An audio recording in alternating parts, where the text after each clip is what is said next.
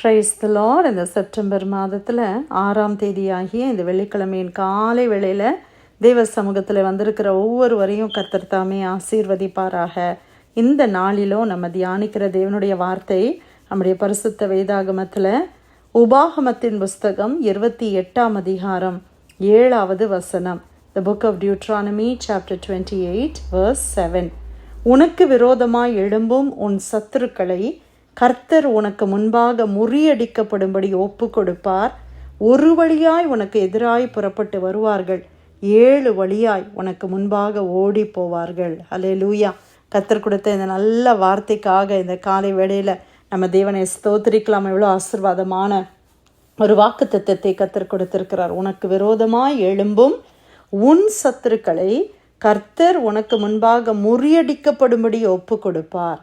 ஆண்டவர் நமக்கு முன்னால் இருக்கிற எழும்புகிற எந்த சத்ருவாக இருந்தாலும், பிரியமானவர்களே, எவ்வளவு சத்துருக்கள் நமக்கு விரோதமாக எழும்பினாலும் நமக்கு முன்பாக அவர்கள் முறிந்து போகும்படி தேவன் ஒப்பு கொடுப்பார். they will be defeated in front of our eyes. நம்ம கண்களுக்கு முன்னால் நம்ம அதை பார்க்கும்படி ஆண்டவர் செய்வார். அல்லேலூயா.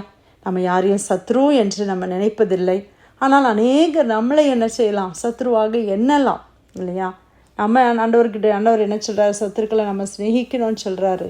ஆனால் பழி வாங்குதல் எனக்குரியது, நான் பதில் செய்வேன் அப்படின்னு கர்த்தர் சொல்லுகிறார். அப்போ கர்த்தர் நீதியுள்ள தேவன். நமக்கு விரோதமாக யார் என்ன செய்தாலும் கர்த்தர் என்ன செய்வாராம், அவர்களை முறியடிக்கப்படும்படி அவர்களை ஒப்பு கொடுப்பார்.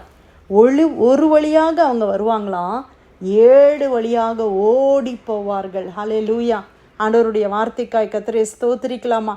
இந்த வாக்கு தத்தத்தை நம்ம பெற்றுக்கொள்ளணும்னா, ஆண்டவர் இந்த வார்த்தையிலே உண்மையுள்ள தேவனாக இருக்கிறாரு.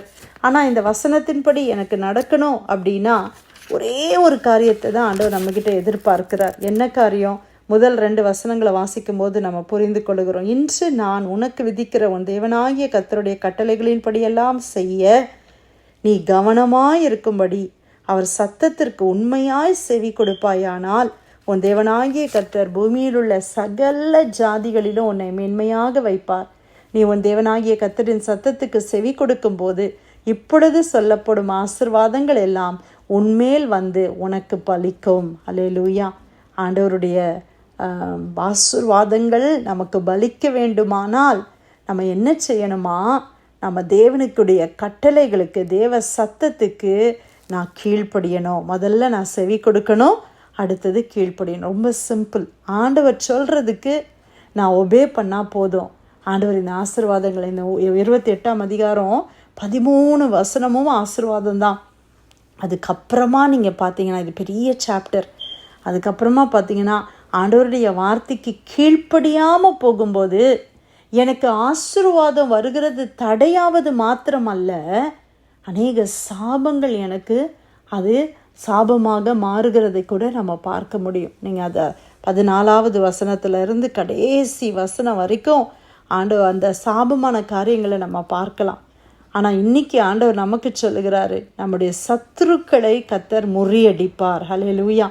உங்களுக்கு வேலை ஸ்தலத்துலேயோ இல்லை எந்த இடத்துல உங்களுக்கு சத்துருக்கள் இருக்கிறாங்கன்னு நீங்கள் நினைக்கிறீங்க, எனக்கு விரோதமாக இவ்வளோ சத்துருக்கள் இருக்கிறாங்களே, இப்படியாக நண்பனாக இருந்தவர்கள் கூட இன்றைக்கி சத்ருவாக மாறி இருக்கிறாங்களே அப்படின்னு சொல்லி கவலையோடு இருக்கிறீங்களா?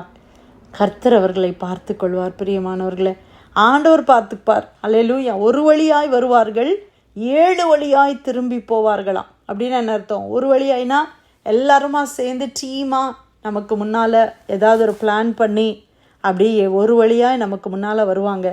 ஆனால் தேவனுடைய கற்பனைக்கு நம்ம கீழ்ப்படிந்து ஆண்டவருக்கு நம்ம உண்மையாக இருக்கும்போது கர்த்தர் என்ன செய்வார், அவங்களுக்குள்ளேயே ஏதோ ஒரு பிரச்சனையை உண்டு பண்ணி அவங்களே கடைசியில் 7 திசையில் ஒவ்வொருத்தரும் ஒரு வழியாக வந்தவங்க, ரொம்ப யுனைட்டடாக ரொம்ப ஒற்றுமையாக ஒரு வழியாக வந்தவங்க கடைசியில் 7 வழியில் அவங்க போய் விடுவார்கள். ஆண்டவர் அதை செய்வார்.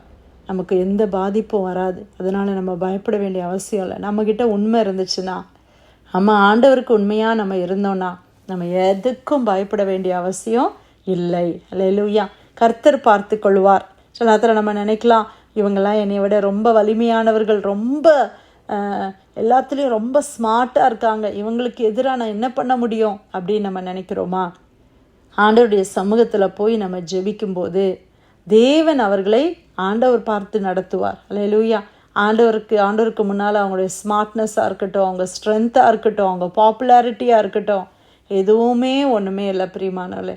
ஆண்டவருடைய சமூகத்தில் நம்ம உண்மையாக இருக்கும் பொழுது தேவன் நம்முடைய சத்துருக்களை நமக்கு முன்பாக முறிந்து விழும்படி ஆண்டவர் ஒப்பு கொடுப்பார். ஆமேன்.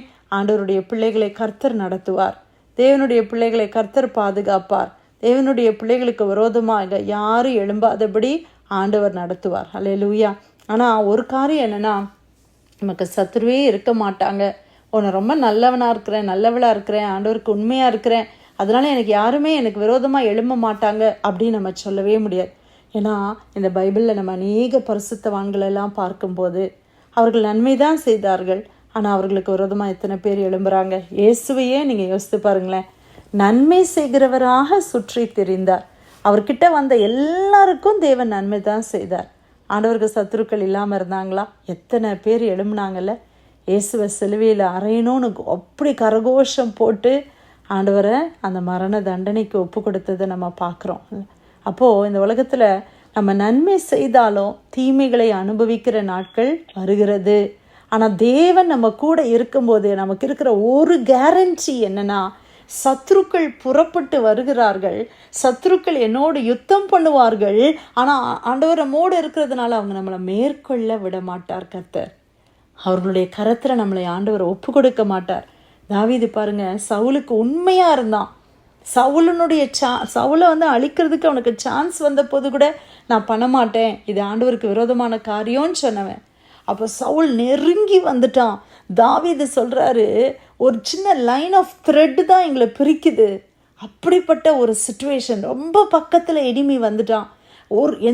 அடுத்த நிமிஷம் நம்ம பிடிக்கப்பட்டுருவோம் அப்படின்ற சூழ்நிலையில் ஆண்டவர் என்ன செய்தார்? அவனுக்கு ஒரு துர்ச்செய்தி வருகிறது. அவனுக்கு விரோதமான சத்துருக்கள் எல்லாம் நகரத்தை யுத்தத்துக்கு வந்துட்டாங்கன்னு சத்தம் வந்து, ராஜாவே நீ என்ன காட்டில் போய் யாரை தேடிக்கிட்டு இருக்கிற, தேசமே பாழா போகுது வான்னு சொல்லி அந்த செய்தியை கேட்டு அவன் திரும்பி போனான். அது ஏன் அந்த டைமில் வரணும்? அப்போ கர்த்தர் பாருங்க தம்முடைய பிள்ளைகளை எப்படி பாதுகாக்கிறார்ல. ஆண்டவர் நம்மளை சத்துருடைய கையில் ஒப்பு கொடுக்க மாட்டார். அது மாத்திரம் இல்லை, அவங்க முறிந்து விழும்படி கர்த்தர் அவங்கள ஒப்பு கொடுக்குறார். சவுலுக்கு வந்த நிலைமை நமக்கு தெரியும்ல. கிட்டத்தட்ட அவனுடைய வாழ்க்கை முடிந்தது ஒரு சூசைடு மாதிரி தான். அவன் தற்கொலை பண்ணி அவன் இறந்து போகிற அளவுக்கு அவனுடைய சூழ்நிலை, அவனே அந்த சூழ்நிலைக்கு அவனை கெடுத்து கொண்டான். தாவீது எந்த விதத்துலையும் அவனை ப்ரொவோக் பண்ணல. ஆனால் அவன்கிட்ட அந்த பொறாமை அவனை அப்படியே அழித்து ஒன்றில்லாமல் ஆக்கி போட்டுருச்சு. அப்போது ஆண்டவருடைய வார்த்தை இன்றைக்கி நம்ம தியானித்ததின்படி இல்லை, 7ஆம் வசனத்தில் அதுதான் தியானித்தோம் இல்லையா? உனக்கு விரோதமாக எழும்பும் உன் சத்துருக்களை கர்த்தர் உனக்கு முன்பாக முறியடிக்கப்படும்படி ஒப்பு கொடுப்பார். நம்மளை முறியடிக்கணும்னு அவங்க வர்றாங்க, நம்மளை ஒன்றும் இல்லாமல் பண்ணணும், இவங்க பேரை ஒன்றும் இல்லாமல் ஆக்கணும் அப்படின்னு நம்மளை அழிக்கணும்னு வருகிறாங்க. ஆனால் ஆண்டவர் சொல்கிறாரு, உனக்கு முன்பாக எழும்பும் உன் சத்துருக்களை கர்த்தர் உனக்கு முன்பாக முறியடிக்கும்படி ஒப்பு கொடுப்பார். ஒரு வழியாய் உனக்கு எதிராய் புறப்பட்டு வருவார்கள், 7 வழியாய் உனக்கு முன்பாக ஓடி போவார்கள். ஆமேன். ஆண்டவர் இந்த வார்த்தையை நமக்கு கொடுத்தார் என்று விசுவாசித்து ஆண்டவருக்கு நன்றி சொல்லலாமா? கர்த்தர் கொடுத்த இந்த நல்ல வார்த்தைக்காய் ஆண்டவருக்கு நன்றி செலுத்தி யாராவது நம்ம ஜெபிக்கலாமா?